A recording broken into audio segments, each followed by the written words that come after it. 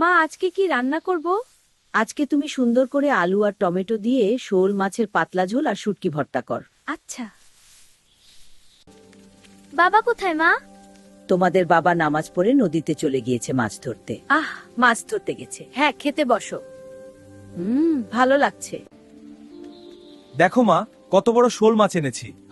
কি সুন্দর তাজা মাছ। হ্যাঁ, খুব ভালো হয়েছে।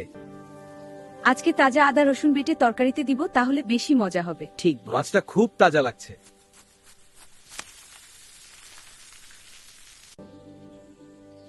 আদা রসুন এই তো বাটা শেষ, এখন শুটকিটাও বেটে নেই। মা, একটু কষ্ট করে ঘর থেকে আমাকে শুটকিটা এনে দিবেন। দাও, এনে দিচ্ছি।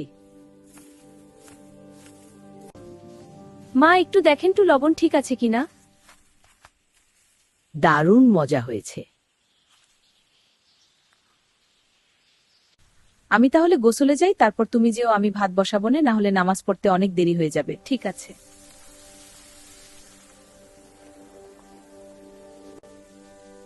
চুলাটা কমিয়ে দিয়ে ভাতের চাল ধুয়ে রেখে যাই। চুলাটা কমিয়ে দিয়ে ভাতের চাল ধুয়ে রেখে যাই। মা আসলে আমিও ভাত বসিয়ে আগে কাপড়গুলো ধুয়ে গোসল সেরে নিব।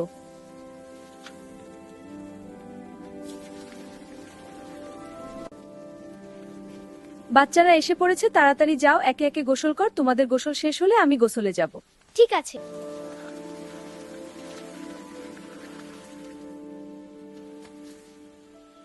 বউ, মাত হয়ে গিয়েছে। হে মা,